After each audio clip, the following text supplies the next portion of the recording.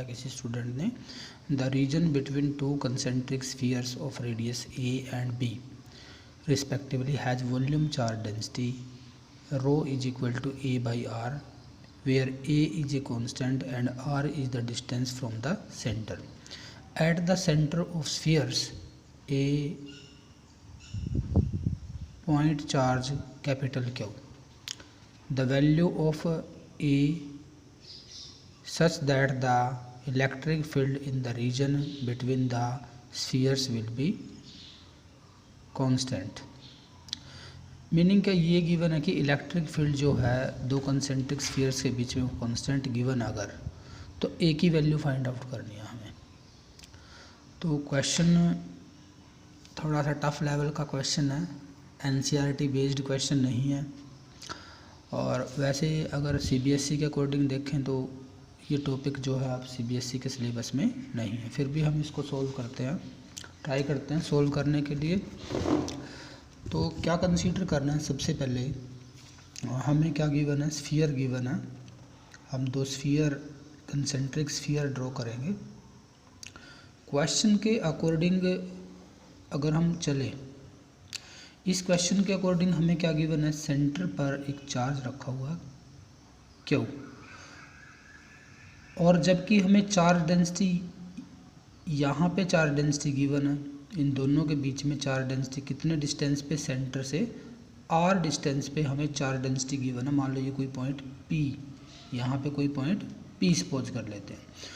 तो इसका मीनिंग क्या है कि ये जो चार्ज यहाँ पे है और यहाँ पे जो चार्ज आएगा वो डिफरेंट आएगा, इसका मीनिंग यही है। तो सबसे पहले हमें पता होना चाहिए कि प्रॉब्लम क्या है हमारी। तो ये अंदर का जो पार्ट गिवन है ये हमारा होलो पार्ट एक तरह से, और यहाँ पे जो चार्ज है वो सेंटर पे रखा है क्यों।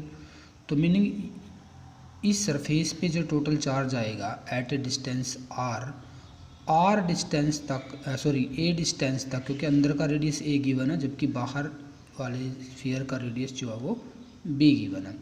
तो यहाँ तक चार्ज हमारा क्यू है, और इसके बाद जो चार्ज है, अब देखो यहाँ वॉल्यूम चार्ज डेंसिटी गिवन है हमें रो, और वॉल्यूम चार्ज डेंसिटी जो है वो डिस्टेंस के साथ चेंज हो रही है। तो रो जो गिवन है this is equal to a divide by r, और ए कोई कांस्टेंट है, तो मीनिंग रो आर के साथ चेंज हो रही है। तो यहाँ पे इसका मीनिंग कोई ना कोई अनदर चार्ज है, तो उस चार्ज को हम सपोज कर लेते हैं वो चार्ज कितना है, क्यू है। अब देखो क्वेश्चन क्या है, हमें यहाँ पर अगर इलेक्ट्रिक फील्ड जो है वो कांस्टेंट गिवन है, कांस्टेंट का मीनिंग क्या हो गया कि वो डिस्टेंस के साथ वेरी नहीं कर रहा है। यहाँ पे हमें क्या गिवन है, चार्ज कांस्टेंट गिवन है, ये जो इलेक्ट्रिक फील्ड है वो कांस्टेंट गिवन है, डिस्टेंस के साथ वेरी नहीं कर रहा है यहाँ पे इलेक्ट्रिक फील्ड। अगर मैं सपोज करूँ यहाँ पर जो इलेक्ट्रिक फील्ड है वो ई इलेक्ट्रिक फील्ड है पॉइंट पी पर, तो गोज थ्योरम के अकॉर्डिंग टू गोज थ्योरम अगर मैं फ्लक्स निकालता यहाँ से, तो मेरी फ्लक्स जो आती ई डॉट, अगर यहाँ पे मैं एक स्फीयर ड्रॉ करता हूँ जिसका रेडियस, गॉसियन सरफेस ड्रॉ कर लेते हैं, ये देखो गॉसियन सरफेस अगर मैं ड्रॉ करता हूँ यहाँ पे स्फेरिकल सरफेस, इलेक्ट्रिक फील्ड जो आएगा वो ई डॉट डी एस जो आएगा ये हम फाइंड आउट कर सकते हैं। यानी कि गॉसियन सरफेस का एरिया लेना पड़ेगा हमें, एरिया कितना है, डी एस है।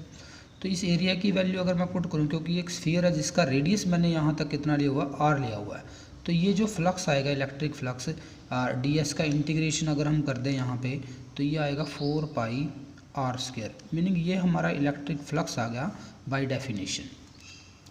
डेफिनेशन से आ गया ये बाय डेफिनेशन। और गोज थ्योरम अगर लगाए हम, according to Gauss theorem flux जो होता है this is equal to total charge divide by epsilon naught, total charge by epsilon naught होता है। अब यहाँ पे अगर टोटल चार्ज हम सपोज करें, देखो क्यू मैंने चार्ज यहाँ पे लिया, यानी यहाँ तक चार्ज है क्यू, और इससे आगे यहाँ से लेके, यानी कि जहाँ से हमारा दूसरा स्फीयर स्टार्ट होता है उस स्फीयर की बाउंड्री से लेके, और जो हमारा ये गॉसियन सरफेस पॉइंट पी पे मैंने कंसीडर किया हुआ यहाँ तक, यानी कि इस जो ये एक स्फेरिकल जो ये सॉलिड स्फेरिकल सेल बनी हुई है यहाँ पे, ये गॉसियन सरफेस और फर्स्ट स्फीयर के बीच में, इसके अंदर टोटल चार्ज जो है वो स्मॉल क्यू इनक्लोज्ड है। तो ये आ जाएगा capital Q plus small Q divide by epsilon naught. और इक्वेशन 1 ये हो जाएगी इक्वेशन 2।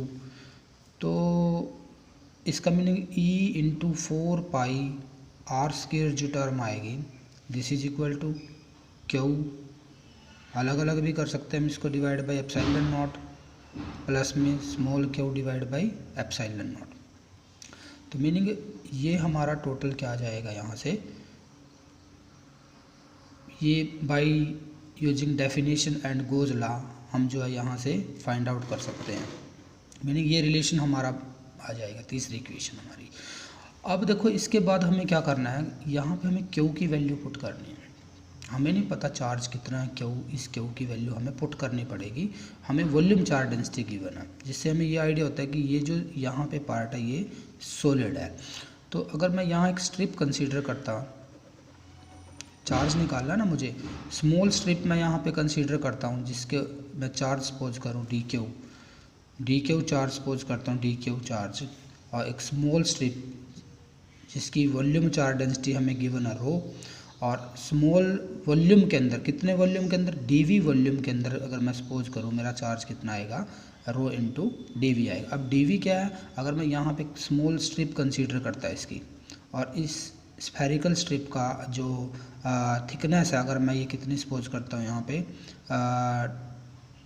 डी आर सपोज कर लो, या d v suppose sorry d x suppose कर लो, इसको डी एक्स सपोज करता हूँ। तो डी वी को मैं क्या राइट कर सकता हूँ, स्मॉल वॉल्यूम को क्या राइट करूँगा, स्फीयर का जो वॉल्यूम आएगा, क्योंकि डिस्टेंस इसका आर स्क्वायर है तो एरिया तो ये आ जाएगा, और डी एक्स से मल्टीप्लाई कर देंगे तो ये आ जाएगा, इसका वॉल्यूम आ जाएगा। किसका वॉल्यूम आ गया, ये इस स्ट्रिप का जो है ये वॉल्यूम आ जाएगा,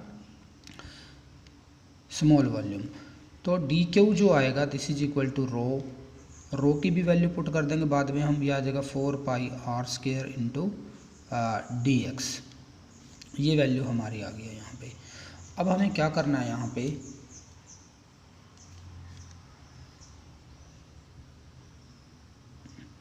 डी एक्स, इसको भी हमें ऐसे ही कंसीडर करना पड़ेगा। आर की जगह मैं यहाँ पे एक्स ले लेता हूँ, इतना सपोज कर लेते हैं, एक्स सपोज कर लेते हैं, क्योंकि यहाँ पे जो है ये वेरी करेगा डिस्टेंस, इसलिए तो ये एक्स स्क्वायर ले लेते हैं हम यहाँ पे। तो ये डी एक्स आ जाएगा। तो डी क्यू जो आएगा दिस इज इक्वल टू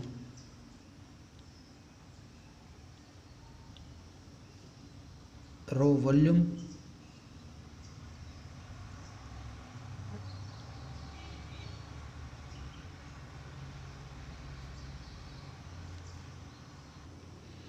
इसको हम x, क्योंकि यहाँ कन्फ्यूजन हो जाएगा फिर, क्योंकि रो की भी वैल्यू हमें पुट करनी है, मैं इसको r ही ले लेता हूँ, r, और ये हमारा है dr। तो ये हमारा dr ले लेते हैं, इसको r स्क्वायर ले लेते हैं। तो डी क्यू जो आएगा this is equal to, rho की भी वैल्यू पुट कर देते हैं, a by r 4 pi r square dr। तो एक r से एक r कैंसिल हो जाएगा। तो टोटल चार्ज हमें अगर फाइंड आउट करना है, तो ये जो टोटल चार्ज आएगा this is equal to a 4 pi r into d r. हमें जो है, क्योंकि चार्ज हमें कहाँ से कहाँ तक निकालना है, ए से लेके आर डिस्टेंस तक फाइंड आउट करना है। तो ये यहाँ पे लिमिट लगा देंगे, क्या लिमिट लगाएंगे, ए टू आर। तो क्यू की जो वैल्यू आएगी this is equal to a 4 pi, r का इंटीग्रेशन हो जाएगा डी आर के साथ, तो आर स्क्वायर डिवाइड बाई 2, और लिमिट जो है इसकी ए से लेके आर तक।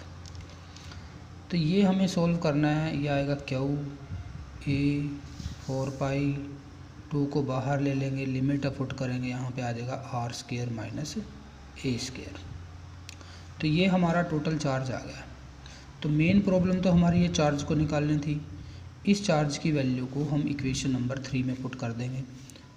अब इक्वेशन नंबर 3 में पुट करेंगे तो electric field E into 4 pi are square, ये जो टर्म आएगी q divide by epsilon naught, और इसकी जो वैल्यू है वो भी पुट कर देंगे।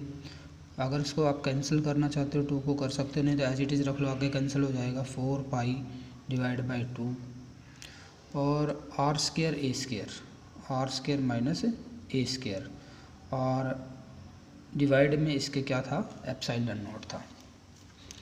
अलग अलग कर देंगे टर्म्स को, यहाँ से 4 पाई आर स्केयर को डिवाइड में ले आएंगे, then E is equal to Q divide by 4 pi epsilon naught into R square plus A 4 pi, इसको भी यहाँ पे हम ओपन कर देते हैं ब्रैकेट को, r square divide by 2 4 pi are square into epsilon naught. तो जो टर्म यहाँ से कैंसिल होती है उसको कैंसिल कर देंगे, ये 4 पाई आर स्केयर कैंसिल हो जाता है, और साथ में एक और टर्म यहाँ पे थी ए 4 पाई डिवाइड बाई 2 और माइनस था ये ए स्केयर और डिवाइड बाई एप्सिलॉन नॉट, और इस 4 पाई आर स्केयर को इधर लेके आए तो इस टर्म के डिवाइड में भी आएगा 4 पाई आर स्केयर। अब देखो यहाँ पे जो नोट करने की हम जो पॉइंट्स नोट करते हैं, यहाँ से इसको कैंसिल कर देते हैं, ये 2 आ जाएगा 2। तो ये जो टर्म हमारे पास फर्स्ट टर्म जो आई है, ये भी इलेक्ट्रिक फील्ड का ही फॉर्मूला होता है, लेकिन यहाँ पे इलेक्ट्रिक फील्ड जो है वो वेरी करता है डिस्टेंस के साथ, ठीक है, इसको नोट करिए। अब दूसरी टर्म पे आते हैं हम, ये वाली टर्म a डिवाइड में 2 बचा हुआ है इंटू एप्सिलॉन नॉट बचा हुआ है, a divide by 2 epsilon naught, और भी कोई टर्म बची है, a बाई 2 एप्सिलॉन नॉट ही बचा हुआ है। तो एक टर्म हमारी आ गई ये, इसमें कहीं भी r नहीं आया, इसका मीनिंग ये जो टर्म है हमारी, कहीं ना कहीं ये टर्म हमारी कांस्टेंट टर्म है। तो नेक्स्ट अगर हम सपोज करें ये वाले टर्म लेके चलते हैं यहाँ पे, इसमें अगर चेक करें यहाँ से क्या बचा हुआ, a बचा है, 4 पाई कैंसिल हो जाएगा, 4 पाई कैंसिल हो जाएगा, 4 पाई से 4 पाई कैंसिल, और क्या बचा हुआ है, a capital A small a का स्केयर बचा है, और डिवाइड में ये 2 बचा हुआ है, क्योंकि ये यहाँ से 4 पाई से 4 पाई कैंसिल कर दिया हमने, 2 बचा हुआ है, इसको काटो मत, ये बचा हुआ है, और आर स्केयर। तो मीनिंग यहाँ पे ये आर के स्केयर के इन्वर्सली प्रोपोर्शनल है, यानी कि ये जो इलेक्ट्रिक फील्ड की वैल्यू है और ये जो इलेक्ट्रिक फील्ड की वैल्यू है, ये दोनों वेरी कर रही है। अब ई अगर कांस्टेंट है, गिवन है क्वेश्चन में गैप के अंदर इलेक्ट्रिक फील्ड कांस्टेंट है, अगर इलेक्ट्रिक फील्ड को कांस्टेंट रखना है तो ये टर्म और ये टर्म दोनों क्या आनी चाहिए, इक्वल, यानी कि जो टर्म हमारे पास आई है 4 pi epsilon naught R square, ये किसके इक्वल आनी चाहिए, A square divide by into A divide by